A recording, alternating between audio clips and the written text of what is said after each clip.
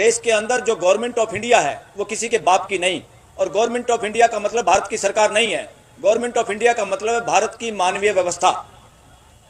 संविधान आप लोगों ने बनाया है, आप लोगों की वजह से आपके जो फोटोकॉपी, जिनको आप जनप्रतिनिधि कहते हैं, मैं उनको कहता हूं फोटोकॉपी, जनता की फोटोकॉपी जो पार्लियामेंट में जाती है आप लोगों का काम करने के लिए, आप लोगों की आवाज उठाने के लिए, वो संविधान के तहत काम करने के लिए।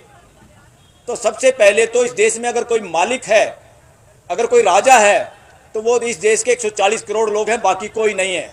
ना इस देश का चीफ जस्टिस, ना इस देश की सुप्रीम कोर्ट, ना इस देश की पार्लियामेंट, ना इस देश का कोई मुख्यमंत्री, ना कोई प्रधानमंत्री, कोई भी इस देश का राजा नहीं है। अगर इस देश में कोई राजा है भी तो इस देश की जनता है, वो 140 करोड़ है, वो आप लोग सब उसमें शामिल हो।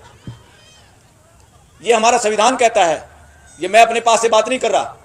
और संविधान सिर्फ एक तरह के लोगों को पहचानता है, भारत के नागरिकों को, और भारत के नागरिक 140 करोड़ हैं। या उसके बाद संविधान पहचानता है कौन किस राज्य से आता है, कौन किस गांव से आता है। ये सबसे बाद की बात है, कौन अपने आप को हिंदू कहता है, कौन मुसलमान कहता है, कौन ईसाई कहता है, कौन अपने आप को सिख कहता है। ये सब सबसे लास्ट की बात है। और आज इन्हीं बातों को सबसे आगे बढ़ा के देश के अंदर जो जहर बोने की कोशिश है, वो जहर वही बोने की कोशिश कर रहे हैं। हमारे यहाँ एक नेता थे चौधरी छोटू राम, कंबाइंड पंजाब में थे, जब तक वो रहे जिंदा किसी की हिम्मत नहीं हुई इस देश का बंटवारा करने के लिए। लोग डरते थे उनसे, और समाज सामाजिक एकता के आधार पर इकट्ठा था। किसी हिंदू सभा का 1-2 एमएलए बना था उस वक्त सिर्फ। और जो देश में हिंदुओं के ठेकेदार हैं वो हिंदू नहीं है। इस देश की मेजोरिटी जनता, जिसका नाम बहुजन समाज है, वो असली सनातनी परंपरा के धरोहर है, रक्षक है, उसके संचालक हैं। ये लोग चौधरी छोटू राम जो कहते थे कि 2 तरह के लोगों से बचना इस देश के लोगों को, 2 मानसिकता से, मंडी और फंडी। मंडी यानी वो व्यापारी जो किसी भी सूरत में अपने प्रॉफिट के लिए कम तोलता है, झूठ बोलता है, मिलावट करता है, ठगी मारता है, शोषण करता है। दूसरा फंडी, फंडी वो, मैं इसमें सबको शामिल करता हूं, चाहे मंदिर में बैठा हुआ पुजारी हो, चाहे उस मानसिकता के लोग हों, चाहे मस्जिद में बैठा हुआ कोई मौलवी हो, चाहे गुरुद्वारे में बैठा हुआ कोई ग्रंथी हो, चाहे गिरजाघर में बैठा हुआ कोई फादर हो, चाहे ऐसे ग्रंथ कहानियां उसके ठेकेदार हों रिलीजन के, जो समाज में अंधविश्वास फैलाते हैं, जो समाज में सच्चाई के खिलाफ समाज को गुमराह करते हैं, जो अपने धंधे के लिए, अपनी रोजी रोटी के लिए, अपने व्यापार के लिए समाज का धार्मिक आधार पे, रिलीजन के आधार पे उपयोग करते हों, वही ताकतें आज देश में फिर सिर उठाए हुए हैं। देश का विभाजन इन्हीं लोगों ने कराया था और हम लोग बहकावे में आए थे। तो आज दोबारा से अगर इस देश का विभाजन होता है तो 1-2 टुकड़े नहीं, बहुत सारे टुकड़े होंगे। तो इससे बचाना है देश को और देश के मालिकों को बचाना है।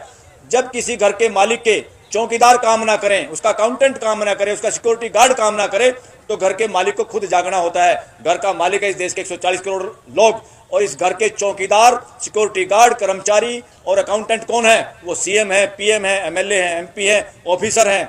ये लोग आप लोगों के सेवक हैं, ये कोई मालिक नहीं है। इन सब को जैसे गाड़ी में जुड़ा हुआ झोटा, यूपी के लोग समझेंगे इसको, हरियाणा के लोग भी समझते हैं, बग्गी में जो झोटा होता है, भैंसा होता है, उसका कंट्रोल अगर बग्गी चलाने वाले के हाथ में नहीं हो, वो इधर उधर दाएं बाएं जा सकता है और आपकी गाड़ी को भी तोड़ सकता है। ये कोई भी सीएम हो या पीएम हो या चीफ जस्टिस हो या पार्लियामेंट हो, इस देश का कोई मालिक नहीं। इनकी रिस्पॉन्सिबिलिटी है, जिम्मेवारी है, सिर्फ जिम्मेवारी निभाना इनका काम है। मालिक और पावर हाउस कोई है तो सिर्फ देश की जनता है, आप लोग हैं, हम लोग सब मिलके हैं। और साथियों, जुडिशरी जिस इस देश में मालचा राष्ट्रपति भवन है, वो मालचा गांव की जमीन है, वहां तोप तान दी थी अंग्रेजों ने। बहुत सारे लोग अपना वो भी नहीं ले पाए थे, जमीन का मुआवजा, अपने घरों का मुआवजा। उन लोगों ने मुकदमा डाला दिल्ली हाई कोर्ट में कि हमारा मुआवजा ही दिलवा दो उनके बच्चों ने। तो हाई कोर्ट क्या कहती है, बहुत पुराना मुकदमा है, उनकी फाइल फेंक दी। इसी तरह सुप्रीम कोर्ट ने भी उनके केस को नकार दिया। और यही कोर्ट है 600 साल 500 साल पुरानी मस्जिदों में पत्थर का टुकड़ा जिसको शिवलिंग कहते हैं उसको ढूंढने चले हैं। ये बदमाशी है, ये जुडिशियल करप्शन है, इस देश में अलाउड नहीं है।